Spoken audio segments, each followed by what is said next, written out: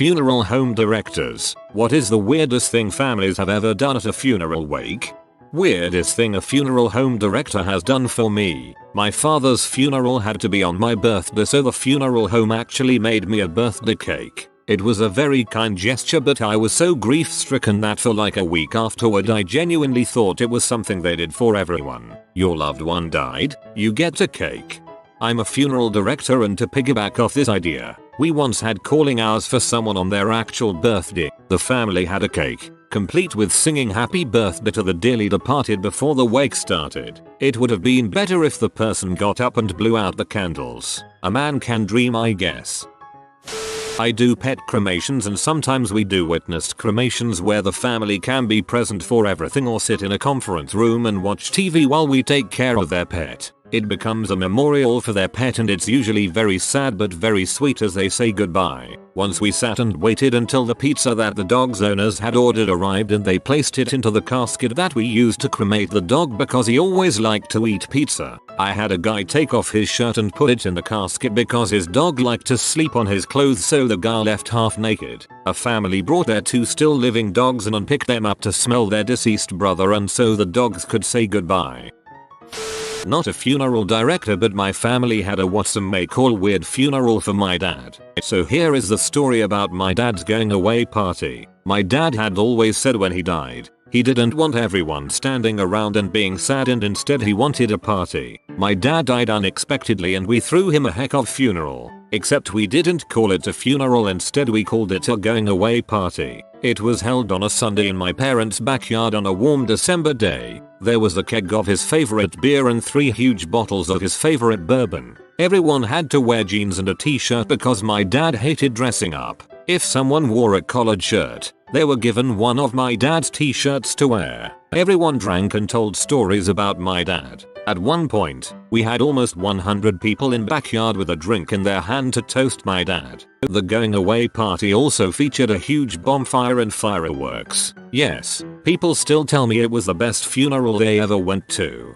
That is a truly amazing story. That's what I've always wanted when I go out. A big party. Don't everyone have a somber day? Celebrate yourselves and the times we've had. Your father must have been a one-of-a-kind man. The t-shirt and jeans thing is especially wonderful.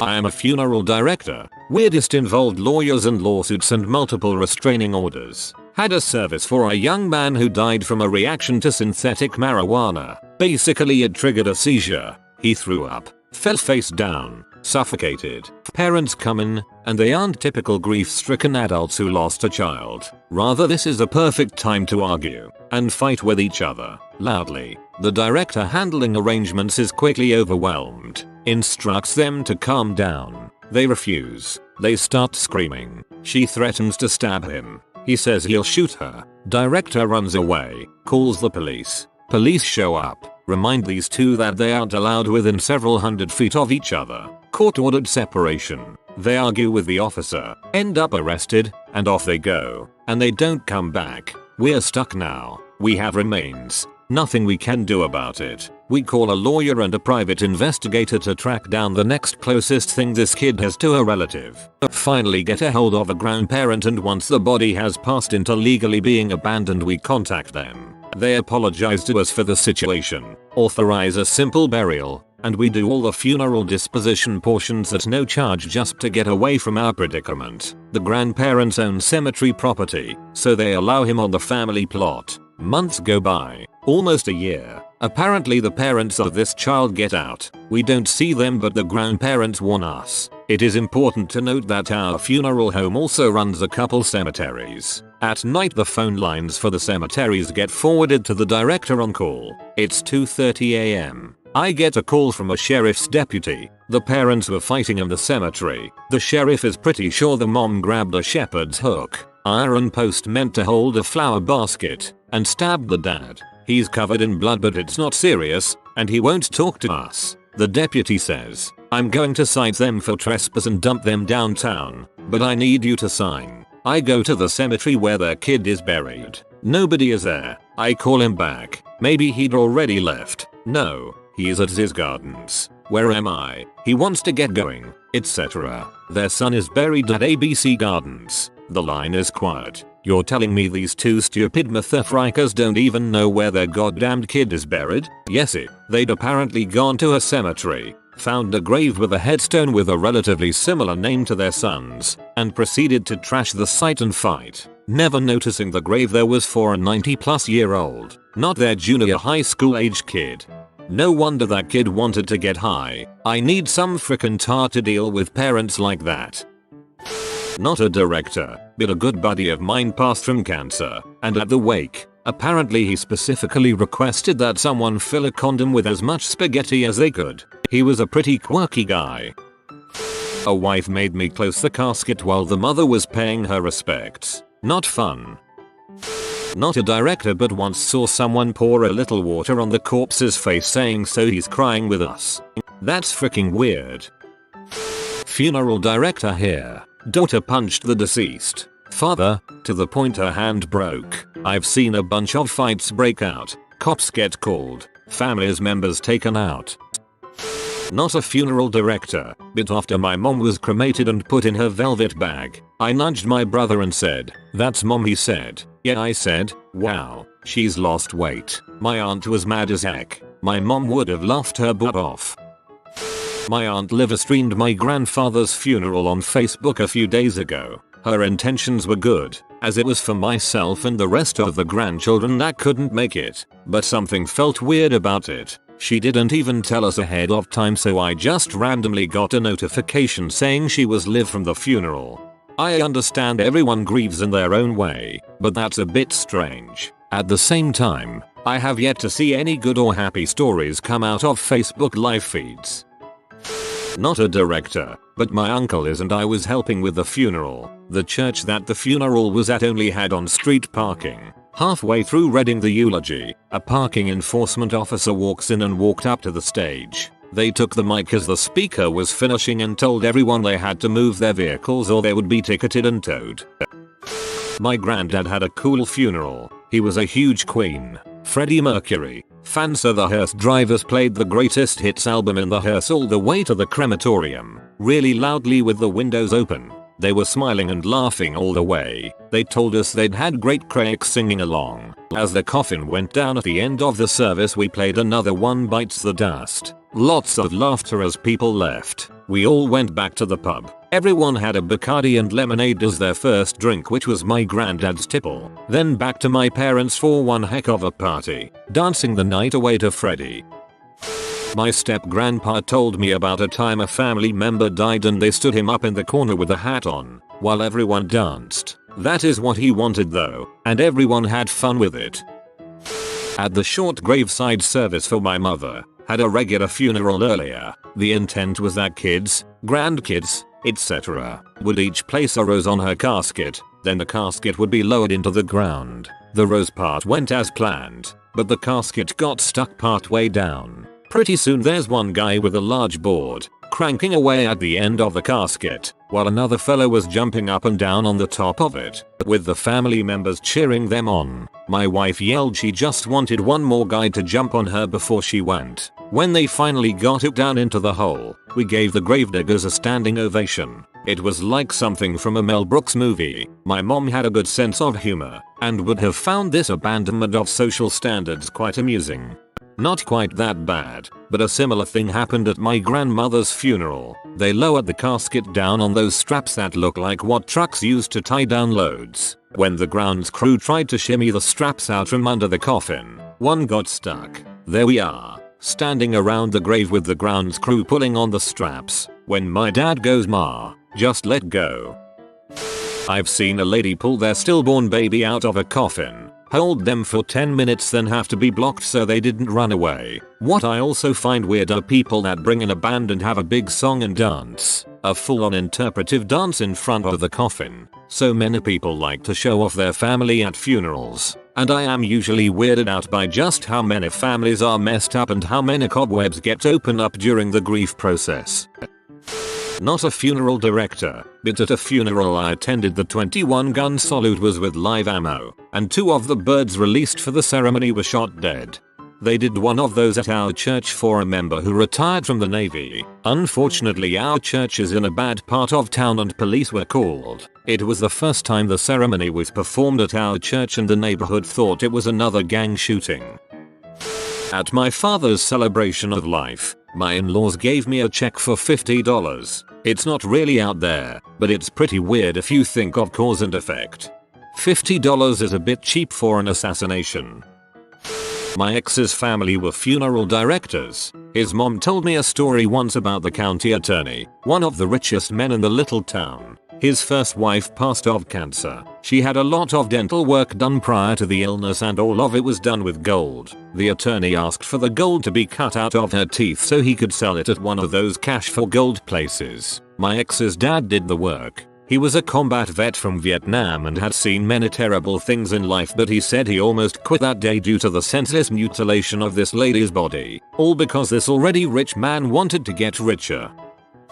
Obligatory, not a funeral director, but I am hopefully starting mortuary school next semester actually. I had a friend in high school who was lesbian, but she had gotten pregnant during an experimental tryst with a man. Unfortunately, her pregnancy was not one of the best and she partied and hung out with the wrong crowd a lot. Even at 8 months, she was in the passenger seat when someone was drunkenly driving home in a packed car from a party and the car crashed into a canal. Everyone escaped the car and drunkenly walked home, failing to call the cops and not realizing that she was still trapped inside. She died by drowning 8 months pregnant, trapped in the car, and her body wasn't recovered for 3 days. Her funeral was closed casket due to the stage of her body's decomposition. Water and 120-degree weather is no bueno for corpses, but for some freaking reason, the unborn fetus was pulled out of her and they had an open casket for it alongside hers. It was very strange to unexpectedly see a tiny casket alongside hers and walk up to it and try to make sense of what I was looking at. It honestly looked like a piece of mangled dried wood and it was pretty flooring that the family would want that.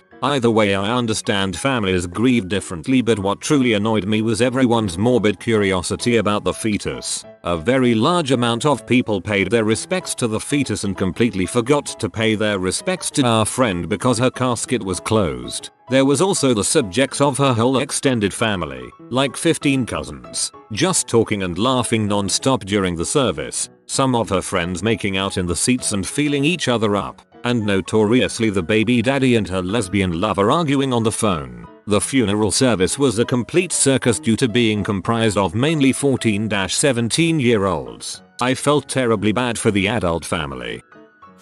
Me and my family are all white and very southern. At my grandmother's funeral, my uncle, her son, showed up in a cowboy hat, boots, and a belt with the words "N baby" stamped into the leather. I don't even understand what the heck it means, and really can't comprehend how he thought that was an appropriate belt to wear to his mother's funeral. Not a director, however. My co-worker's aunt passed away and he chose me out of everyone in the office to attend the funeral. Everyone went around just kind of stating facts. How tall she was, how many acres of beet farm she had. It was weird, but it got worse. After his brother showed up late and parked his car halfway into the gravesite, my co-worker grabbed a shotgun, flung open the casket, and fired 2 rounds into it. I booked it out of there. I wish I was there. Skipped out. My dad told me that some visiting priests, pretty sure he was not a real one, from some Latin American country, we're Mexican Americans, pulled my distant relative out of her casket by the arm claiming he could raise her from the dead. No one asked this nut to try. Her organs were harvested and blood drained. Even if he could, what kind of vessel would he bring her back to? They had to beat him off the corpse. Insert typical not a director but backstory. When my grandfather was dying in hospice, I would sit at the foot of his bed and rub his feet because he would complain about them being cold. At his viewing, I stood by the foot of his coffin with my grandmother, accepting condolences, thanking people for coming, etc. I went to tuck the blanket at the bottom of the coffin because I had brushed it by accident, felt his cold feet and started rubbing them without thinking. I got a lot of weird looks before my cousin came over and asked what I was doing.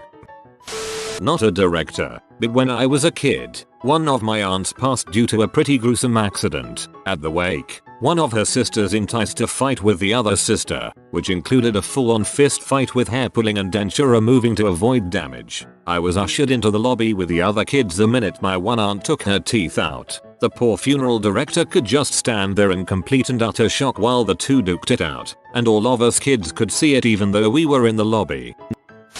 I'm Greek and it seems like at all our funerals we have people serving trays with shots of hard liquor. We have a good time.